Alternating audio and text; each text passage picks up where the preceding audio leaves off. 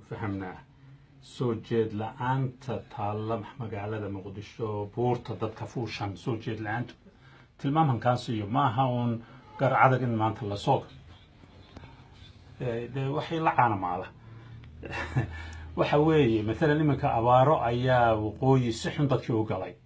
ما أنت أبابلو يعني لين قد بان نوصل من مرضت كده معدين dad كان وحي كجران نوم الكهف وحي عربي قال نقول إنجري hurdadii dheerayda kunka sanadooda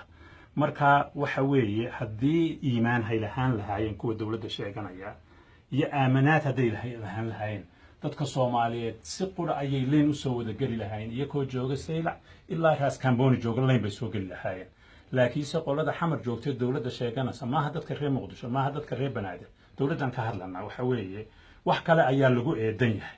marka goore lama qabo in ciidan xamar jooga oo awood leh intay ka tagaan hay Puntland maanta tay karaan dhiilada wadanka taalo weeyaan 4 sanadood ama 3 sanadood ciidan 10 ilaa 12 kuna oo hable waa la dhisi kari lahaa laakiinse kuwii masaakiintii joogay wixii qalabkii rasaasta ma haystaan mushahaara ma qaadanayaan marka waxa weeye in Soomaaliya oo dhan u gurmato weeyaan Puntland ma aha in qolooyinka Muqdisho jooga lagu daayo waxa sahan la fahmo waxa weeye walaal qofka maamulka haya ama dadka maamulka haya hadalkooda iyo ficilkooda waa in waafaqaa si loo aamino waxa weeye maalin dhaweyta madaxweynuhu intuu baarlamaanka u tagay buu yiri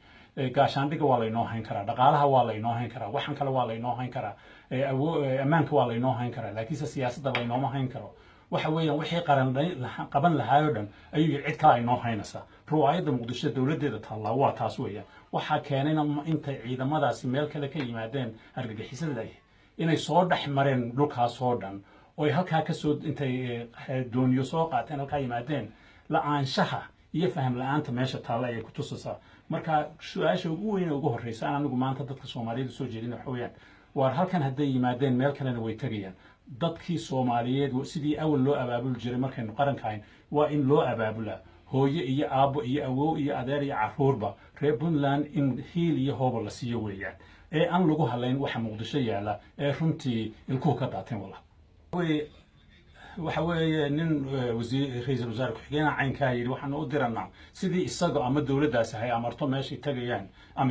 amisom dawladda Soomaaliyeed ma amarto halka tag waxana ninkii dibadda ka soo hadlay barnaamij ka soo hadlay yiri ciidamada Soomaaliyeed hadii la dhisi waayo kuwani muddo fara badan ayay sii joogayaan marka dhulkii nabadda ahaa hadii kuwii koonfurta kale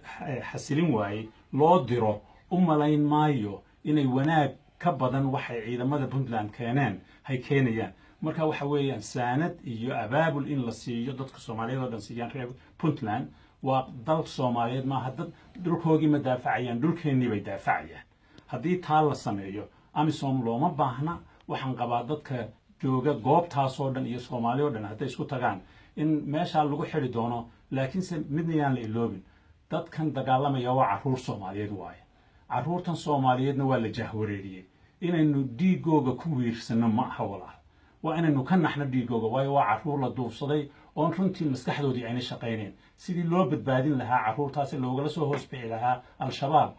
dawladda Soomaaliyeed xamar joogta kama shaqeyn kuwa goboladuna kama shaqeyn walaal